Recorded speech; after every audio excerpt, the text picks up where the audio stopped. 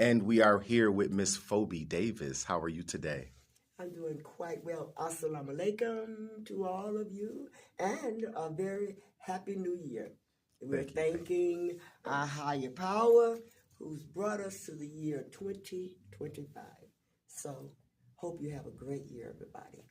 Thank you so much. Thank you so much. Now, you've been doing a lot of performing and live shows.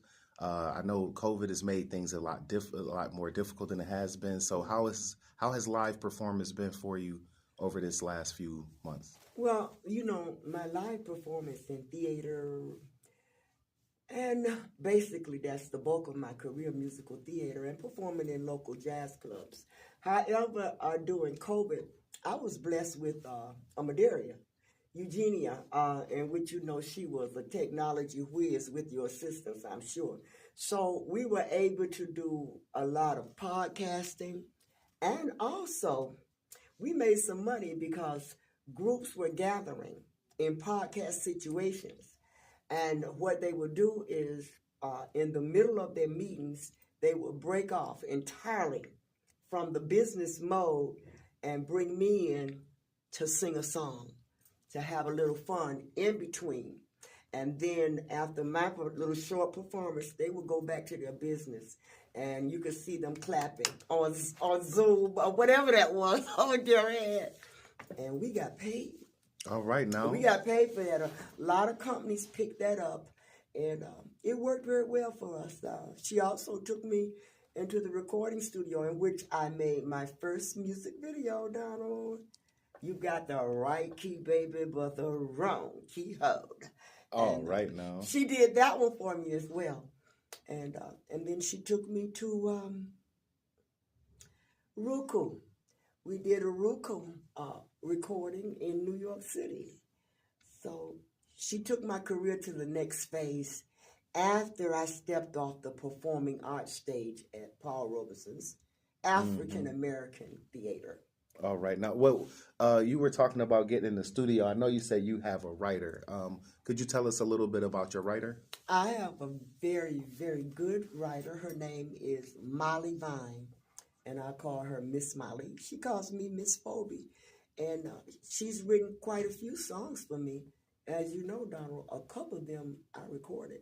Remember? You have the original recordings of those. I know. We are working on releasing some new tracks. We're working on getting in the studio and extending our catalog. Yes. So, that's why we wanted to just get a little bit of information about Molly and her work and her impact working with you, as you two create, so that we can, just before we have her on the show, of course. Of course, we're waiting on Miss Molly, but see, the thing about her is she's multi-talented.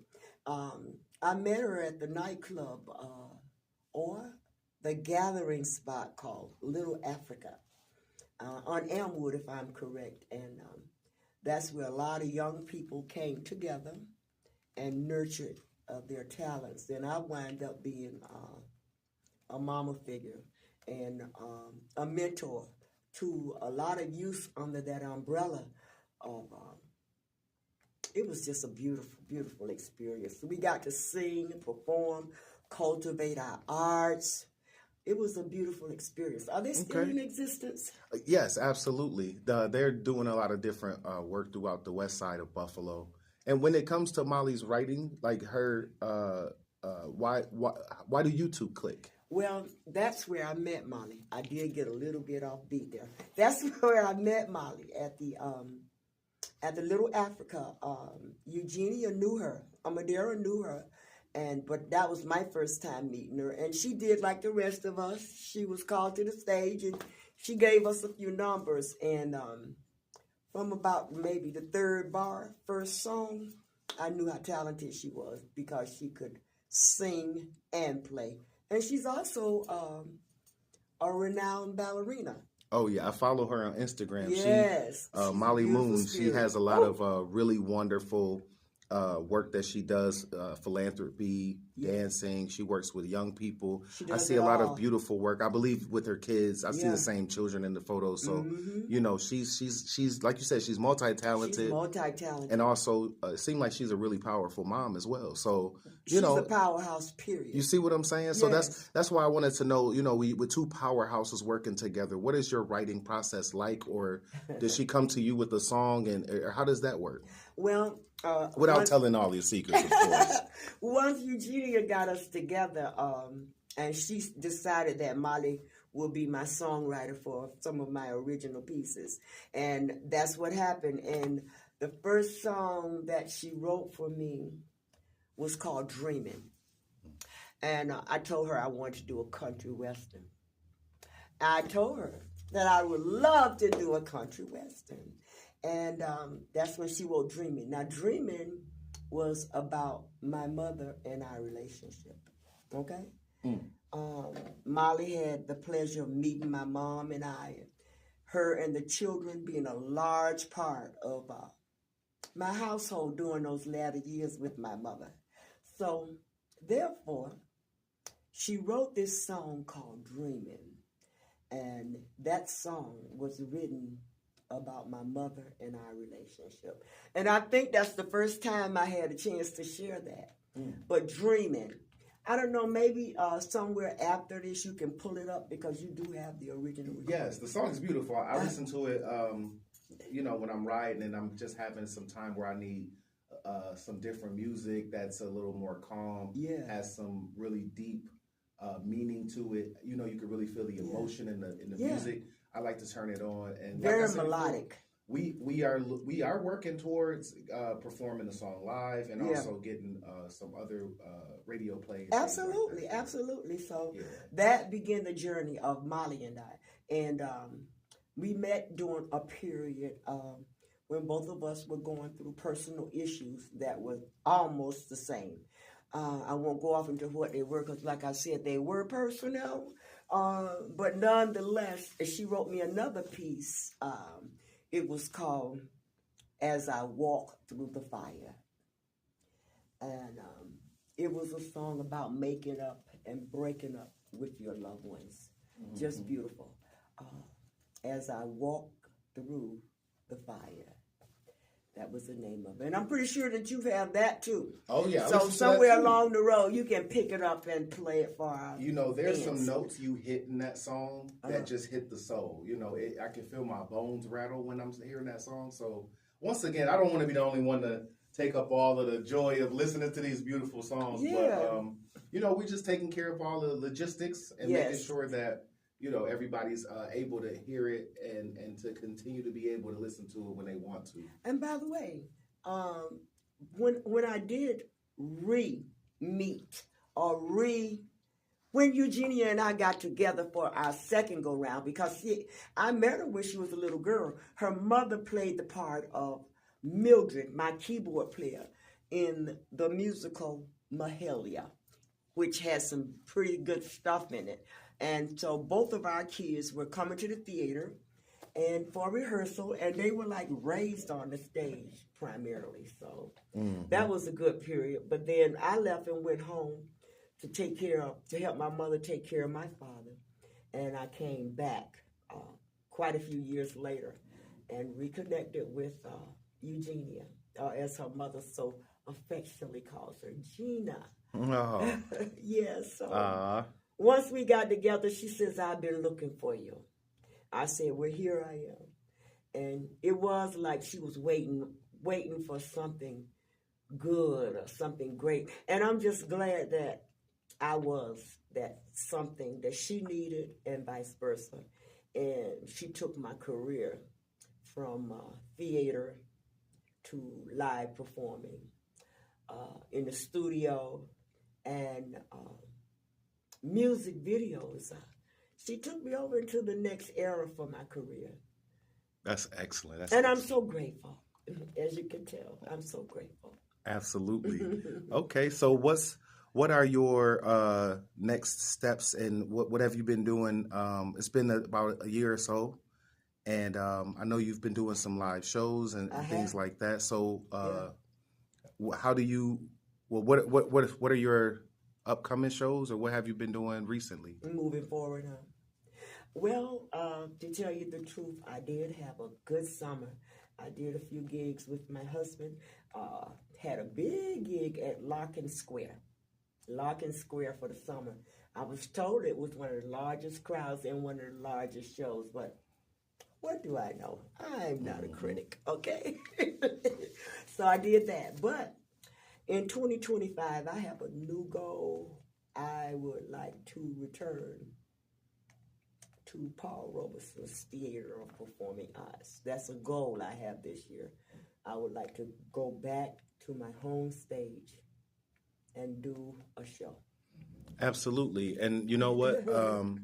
We're going to put the word out and let some folks know. I know I'm not sure how much Paulette Harris and some of the other good folks over there that I've known For For years. years. You know, I know they're into film now, so I don't know how much they're doing. They're You under know, new leadership, since the great Agnes Baines. absolutely. And so they're under new leadership, and I believe in the power of our young people.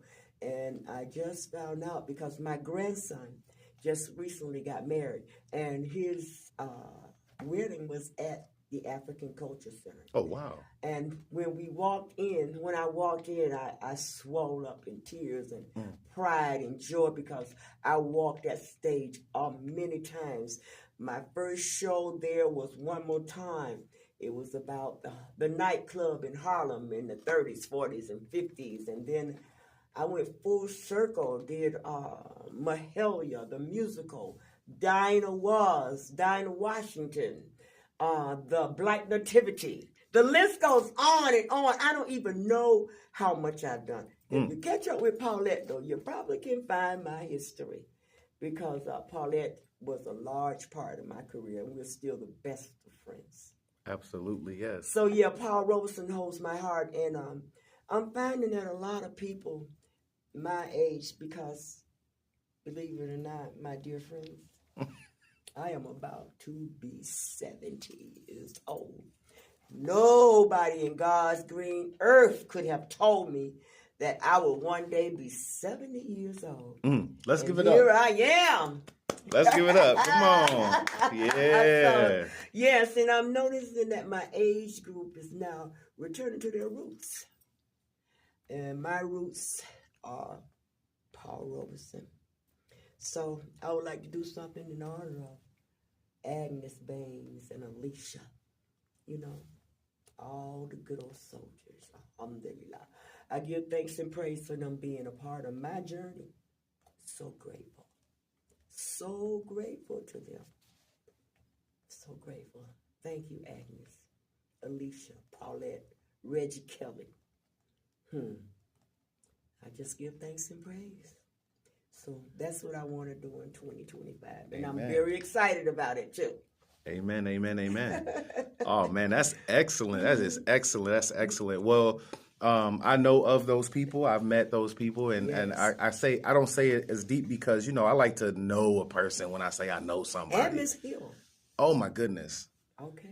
There's so many wonderful legends who have graced and benefit my life. Yes. Could you give us any quips or stories or anything from the heyday of when you and all of those folks was, in the stomping grounds, just something for the youth so we can know that y'all was some bad mofos back then? Well, what comes to mind is Mahalia, in which was directed by, was Mahalia directed? Oh, Mahalia was directed by June Dulles. I was about to say, I'm gonna go back and tell another one where Reggie Kelly was. What was that one? Maybe Dinah was. Reggie Kelly, maybe Dinah was. Either way it goes. Reggie Kelly, because, in community theater, most people have a real job. And then the theater, even though it's a hard... at that point in your career, you're not going to pay a whole lot of bills with what you make, so you're grinding. And sometimes Reggie Kelly, God bless him, from Cleveland, Ohio, he would have us in rehearsal like 1 and 2 o'clock in the morning. and he would say, one more time, just we got to do it one more time. And the cast would be so tired, right? But couldn't nobody shut it down but me, because me being the star, I had most of the lines. And everybody knew to give me the cue to start missing my lines. He hated that. And he'll say, May, call me May, May, just shut it down and go home. So that was a fun time. Okay, Oh, but I got man. 1,000 of those. Oh man, that just took me back. Yeah, we I had know. some. Speaking of June Duo, I do. Yo, listen, I did a show called Mule Bone. Okay. She directed, and I wasn't familiar with her, so I wasn't familiar with her. She carry hot sauce in her purse. You know what I'm saying? So I was asking her if we could skip rehearsal, so that I could watch WrestleMania. Oh Lord. You should have told a lie. And she, I take that back. she had no idea what WrestleMania was. Okay. So she, I was just like, can we skip it and watch because WrestleMania is happening? She was like, what? What is that? And I just remember she tore into me just a little bit. She didn't even give me the full thing. thing. Easy going. Oh my goodness. She cut me so quick and sweet. Yeah. But she still let us have the time off to watch the WrestleMania show or whatever. It was a great show. I enjoyed it. I did Mahalia 3 times. Oh yeah. I did Mahalia first at Paul Robeson's. Mm-hmm. Okay, and by now I'm on the Chitlin circuit. Mm-hmm. Okay, so David Hemphill was doing Mahalia after I wrapped up Mahalia in Buffalo. Mahalia was a very challenging role. Let me tell you, Mahalia had 90 pages of manuscript. And I mean, uno. You hear me? Right. 90 pages of manuscript plus most of Mahalia's songs. So you had to sing, talk, act, know it, feel it. Everything. And I had so much to do, until, people would get tired because they would have to keep coming back to my lines. I was feeling the stress. Mm-hmm. Don't get it twisted. I was feeling the stress of it, but it was so challenging. But in the end, we made it. And there's a real funny story about Mahalia, too, but I can't tell it. But, I got a stash of those. Okay, so nonetheless, we wrapped it up in Buffalo. That's that live performance. There you go. We wrapped it up here in Buffalo, Mahalia the musical. And about that time, David Hemphill had taken it to Arizona. And his Mahalia walked out on him at a week or two before opening night. No. Yes. See, you know what? And I didn't know the magnitude of these things until now. Because, see, now I realize what really happened. So, anyway, when the Chitlin Circuit got together and Paulette let him know, well, we just finished Rap Mahalia up here. We had 2 weeks held over. Right. Okay, Phobie's ready. She know the part. Right, she hot. She's still cooking. So Hemphill hooked up with Paulette. And they got me to Arizona. Oh. And they had everybody in place but Mahalia. And Mahalia came in knowing where she was supposed to be already. Honey, Mahalia had a ball. You hear me, Haley? Haley had a ball in Arizona. You hear me? And so nonetheless, I went to Arizona and I was directed by Hemphill. First June. And then Hemphill, and he did a faster pace than June. Mm-hmm. But I knew all the lines and I knew all the songs, so they just had to gel me with the keyboard player and the organ player. Right. And we put it together and we did opening night. Let me tell you. Ooh-wee. For the first time in my whole life, the auditorium was configured, it was packed, and it was 2 or 3 times the African culture. Oh, Hemphill went big. Okay. But nonetheless, the theater was packed, and I looked in the audience, and I could not find not one African-American face. Wow. The whole theater was white. European people. Nonetheless, they caught every line, every joke, every song and gave you the most raving. I had never felt so appreciated in my life. That's right. You hear me? That's They right. were into Mahalia, and Mahalia was into them. And at the end of it, well, he held that one over.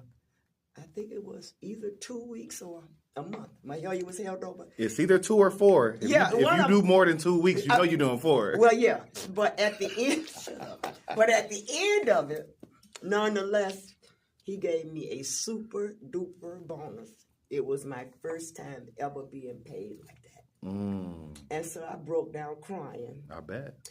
And so he told me, he says, honey, what you did to Phoenix, Arizona, nobody will probably ever do again. He says, I wish I could give you the world of money. That was quite an experience. And then I came back to Buffalo and did it one more time.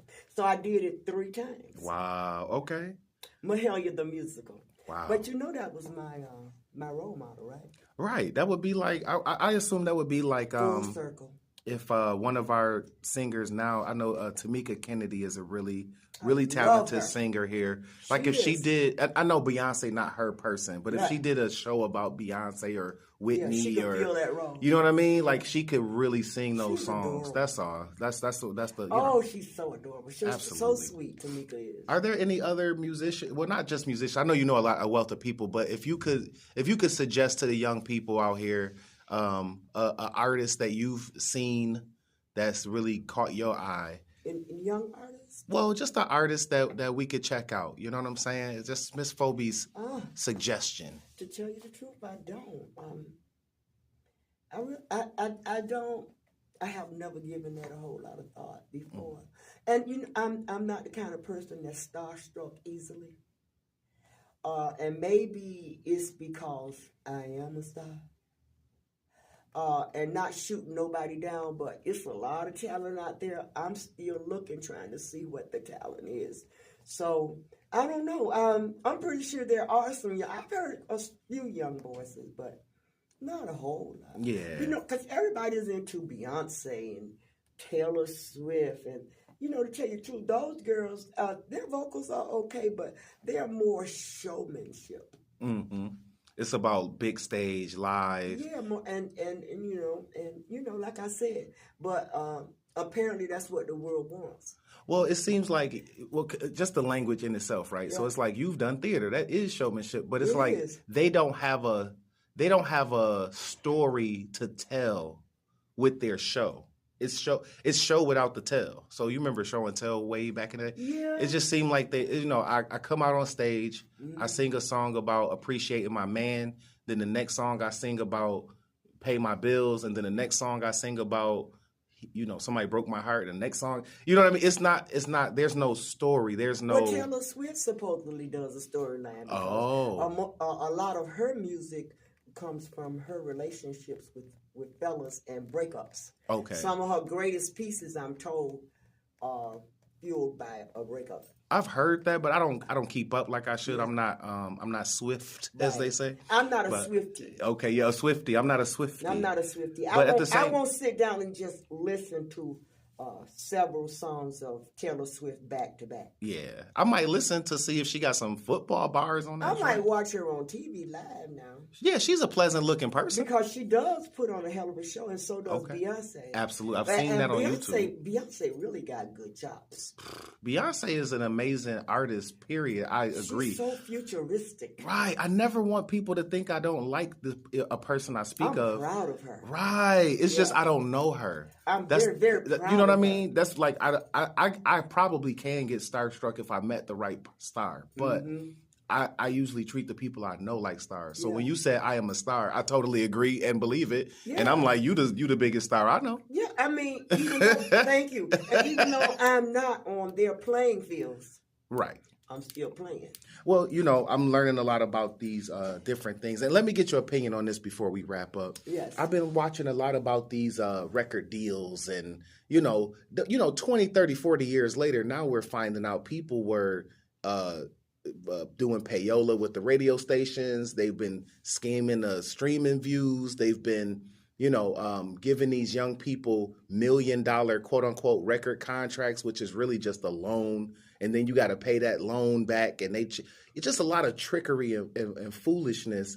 And it's like, well, now that we're finding out about all of that, what could we do for those young people who are that talented and maybe want to stay in the local, the not just local, like you said, you went to Arizona, that's not local. I've been a few places. That's traveling. You see what I'm saying? Yeah. So it's like, how do you become that traveling artist who's not being abused by the system? Through some hard knocks, and we're in the entertainment field. You learn a lot of things by way of going through them. And crooks in this business is nothing new. Now, it used to be that the people who had the money controlled the business. Well, the businesses, now we're starting to get business and money of our own. But people have been stealing people's music ever since I've been aware of music. Elvis Presley stole our songs, and because in order to make music, you got to have some money. You got to have a producer. You got to have backup. You got to have this, that, your backup singers, your drummers, and all that. And the average bear usually doesn't have that kind of money. So they robbing Peter to pay Paul. Can't climb up the ladder. And then sometimes people are stealing their music because it's not a copyright. It's just so many things in the game. You just have to go out there, try to find someone to manage you. Because for me, management is the key. I am pure entertainer. I don't want to manage. I don't want to manage. I don't want to book the tours. I don't want to book the band. I'll go to rehearsals on time and all of that. But all the rest of that underground stuff, you just hope and pray that you get someone who's trustworthy. Absolutely. And you will get them, because even the best of us get scammed. We live in a world of scam. Kind of hard to avoid it, right? I'm so tired of changing bank cards. Oh my God. Okay. Yeah, it's so crazy. I'm hearing about scams, and they're telling people the biggest scam I've heard about is when they say you need to protect your information. Yes. Buy our thing to protect your information. You get to the end. And it's like, wait a minute. So you want me to take all of my information and give it to you. And pay you to keep it. And pay you to keep it. I don't think when the fact that I had to get on a computer to sign up, I've already given my information away to somebody. Imagine how I feel. And look at you. You're a young man. Look at me. Imagine how I feel. Okay? I know. It's just terrible. Everybody trying to take somebody's money. That's the society we live in. Yeah. But it seemed like the quality dropped off in pursuit of money. Material things. Like we were just talking about the AI and how people are utilizing AI and they're trying to make music and make songs. And they are making it. But it's like it's supposed to, I use AI for certain things, and it does help get things done faster. It helps push me on when I'm not feeling like it or whatever. But I haven't used it solely by itself to just make money off of like this. I don't know what, like this Play-Doh product. It's just like a clump of dirt and mud that somebody just put on your step, and you like, I don't know what this is, and who put it here. So we're trying to find. Yeah. It seemed like we're trying to make mud, just a lump of mud. We're trying to call it something dope, and it's like, well, that's different from a person who took the mud, made it into something, put some fire to it, made it clay, made it beautiful. That sounds kind of biblical to me. Oh, wow. Well, I'm going to run it back. I'm going to watch this. Isn't that the way? Think about it. I'm going to have to watch it back. I didn't hear what I was saying. I didn't hear it. Okay, sound kind of biblical. What were we made from? From dust we came here, to dust we shall return. And a lot of ministers regard a young Christian like putty. Huh? I was regarded as putty when I first came into the children's circuit. The director said that I was like putty in their hands, ready to be shaped and molded. And Lord knows that's what I was. I had no acting experience. I was raw. Nothing, no training in acting. I had a big voice, in which I still have. And so I understand that concept. Because that's what they described me on the children's circuit. They say I was like putty, waiting to be shaped and molded. Okay. And that was from my first show. Mm. So for those artists, and now let's jump up because I like to talk local, but let's jump up for those artists because we do have some artists in our circle who are platinum selling and They're Emmy good winning. artists. They're amazing artists. We have a young man. I don't like dropping names because Yeah. but I will say, brother Kevin Camp has recently won an Emmy, and I grew up with the brother going to Okay. church, and I know his Okay. family, very great people. You know what I'm saying? Hmm. It makes a lot of sense that something great would happen. And I'm saying, like, well, how does this young man avoid some of that, putty like situation? You know what I'm saying? And he's He at the, doesn't. okay, I'm listening. He doesn't. And no one else does. You got to walk through the fire. It's going to be some highs, it's going to be some lows, and you might become a superstar, but you still got to be in the game. Ain't no warnings. Just go for it. If a country bumpkin like me, born in 1955 in Haines City, Florida, can reach this level in entertainment, then so can you. That's how I feel. Okay? All right, now, and So with just that, go for it. Don't be afraid. Just lay yourself out there. And you might have to get another job sometimes if you don't make it big, but still enjoy your life and do what you do. Right? I Okay. can appreciate that. Well, all All right, right. Miss Phobie. I know Yeah. we gotta get over to the herbal store so we can get our vitamins, And then to Nietzsche's. and then we're gonna head over to Nietzsche's. I know we're gonna meet another talented artist who's up and coming. So I just wanted to know if you wanted to let folks know the last piece or your shout outs or whatnot. You can give it right to the camera and let the folks know. Well, I wanted to speak to this generation, the young generation today, the ones who will step in my shoes. I would like to tell them the secrets of giving because they live in a very material world and their hands are usually extended to receive something. But if they would take a little time and give sometimes instead of always receiving, you will find so many blessings, and God and Allah will be most pleased with you because He loves a cheerful giver, and you can't beat God giving. The more that you give, the more He'll give to you. So keep on giving. And with that, amen. Thank you so much, Miss Phobie. We look forward to having you back, and we look forward to seeing your music videos and hearing your songs. Oh man, but we can catch you at Nietzsche's in Buffalo, New York from time to time. So Yeah. thank you so much, Yes. and looking forward to seeing you again. Bye bye.